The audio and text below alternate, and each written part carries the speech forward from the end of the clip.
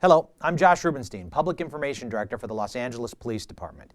This critical incident community briefing is intended to provide you with information about a law enforcement-related injury, also known as a LERI, that occurred in Van Nuys Division in the city of Los Angeles on September 23, 2020. You're about to see relevant video footage and learn about other evidence and police procedures related to the case, so you can have a better understanding of what occurred based on what we know right now. The LAPD conducts very thorough use of force investigations, which typically require investigators to interview multiple witnesses, view numerous hours of video footage, and analyze a significant amount of forensic evidence. We're still at the very early stages of this investigation, which can often take up to a year to complete, and our understanding of the incident may change as this additional evidence is collected, analyzed, and reviewed. We also do not draw any conclusions about whether the officers acted consistent with our policies and the law until all the facts are known and the investigation is complete. A word of caution. The images and information you are about to see may be disturbing. When a police officer uses force to arrest a suspect or defend against an attack, it can be graphic and difficult to watch. In addition, there may be strong language used by those shown in the video. Viewer discretion is advised, especially for young children and sensitive viewers. Hello, I'm Captain Stacy Spell of Media Relations Division of the Los Angeles Police Department, and I'm going to give you a brief overview of an incident that occurred on September 23, 2020 at around 12:45 p.m. A patrol sergeant assigned to Van Nuys Division responded to a 911 call of a citizen following an assault with a deadly weapon suspect in the area of Burnett Avenue and Satakoy Street. Here's the 911 call from this incident. 884. Yes, hi. I'm calling because there's a guy that pulled out a gun to my brother just the day before yesterday, and he ran away. So the police wasn't able to catch him, but I just spotted him right now, and he's walking towards Chester. And so I would like the cops to come here as soon as possible before he gets away again. Okay, hold on. What is he doing right now? He's walking with another guy, and he's on Valerio, walking towards Valerio on Chester. He's on Valerio, walking towards Valerio on Chester? Yeah. Ma'am, is he walking on Valerio or is he walking on Chester? No, he's walking on Chester. Okay, towards Valerio. Towards Valerio, yeah. Okay. And around the corner. Do you know this person? I saw him the day that he pulled out a gun to my boyfriend's head, and right now he was your brother. Well, my boyfriend was there too, but my brother was the one that got the gun on his head, and he pulled the trigger on him, and he was able to get away from the cops. Do you know him? Do you know who he is? Yes, I know who he is. I saw him. No. I saw him. Is he like a cousin? Is he a neighbor? Do you know him? No, he's not. Okay, He just came. Listen, ma'am. The guy, is he black, white, Hispanic, or Asian? He's what he calls. He's Hispanic, but he's very light skinned. About how old does he appear to be? He looks like he's 18. And what color shirt is he wearing? He's wearing a gray shirt, red hat, and he's wearing some black pants. And he's right here on the corner of Valerio and Chester. Right, ma'am. You said that. Do you see any weapons right now?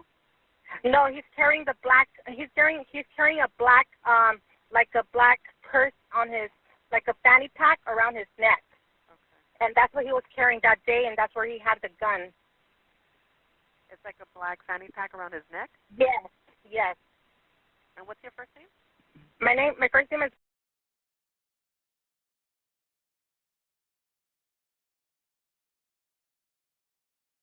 Okay, keep a distance so he doesn't see you. And which way is he walking now?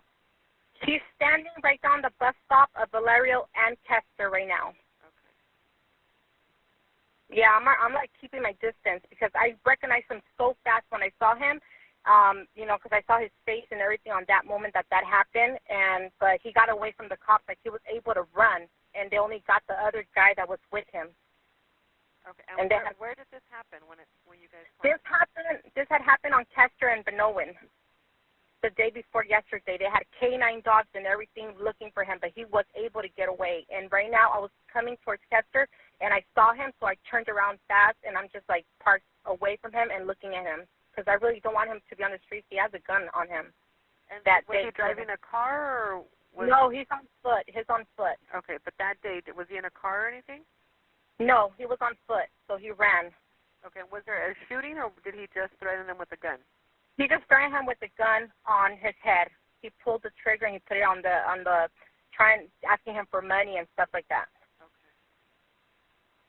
Okay. I just don't want him getting away from. I don't want him getting away again because it's like, you know, it's dangerous to have a kid like that with a weapon and doing stuff like that. Like, he's robbing people. That's what I know.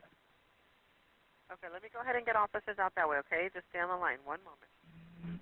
As the sergeant drove to the area of the call, he saw the suspect walking eastbound along the sidewalk of Satakoy Street with a male companion and immediately recognized the suspect from a robbery notice that was distributed during the roll call briefing.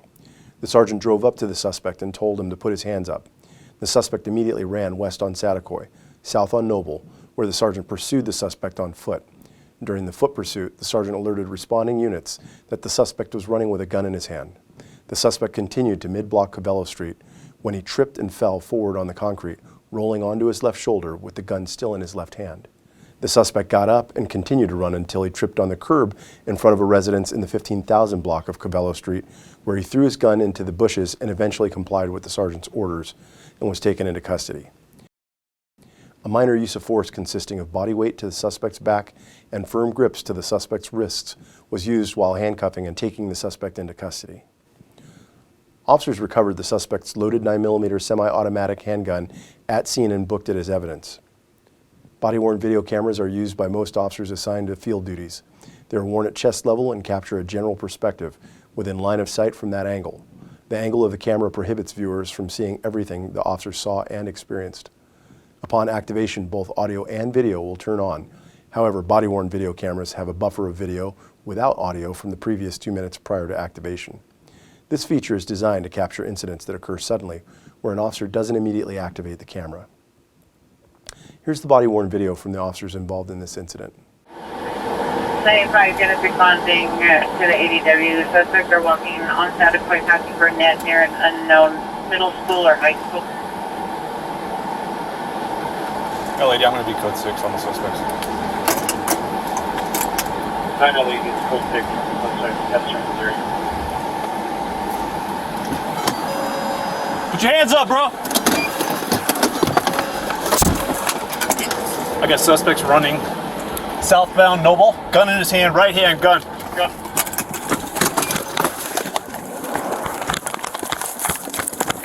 Drop the gun! Suspect still southbound Noble, gun in his right hand. Now we're going to be westbound. Stand by for the street. Okay, I'm going to be westbound. Cabello. Suspect just fell. Stand by. Get on the ground, bro. It's your only chance. I get final use of pursuit of a possibly EW suspect, west on Cabello from Noble, rescue backup area, and the supervisor suspect armed with a gun in his right hand. Still westbound.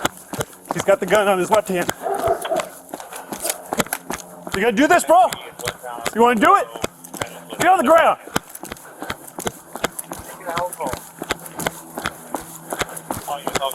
Cabello and Noble, Cabello and Noble. Cabello and Noble. On the ground. Get on the ground. Don't fucking move. Lay in your stomach. Get on your stomach, motherfucker. Hands out to your side. No! Good move. You don't have to do that. You don't have to do that. You gonna point that fucking gun at me again? I did it, bro. I was trying to run. Finally, your location.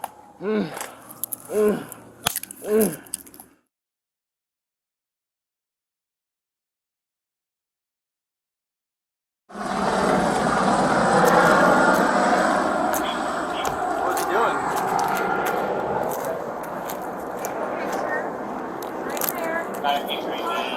Gun in custody with 908.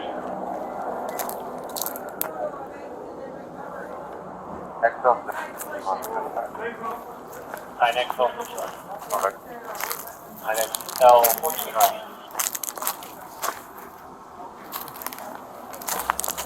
Van units code 6 on the back of Satakoy. There's 16 going to have to pull off and back up over and another mission. Straight back against the wall. Code 6 on the back. He's on. X9. Oh, it's right there.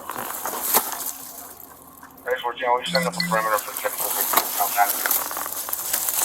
914, Roger. 914, verify the numbers on Satakoy for the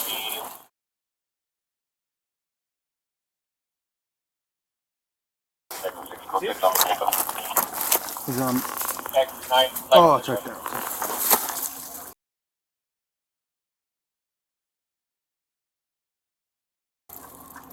We set up a perimeter for typical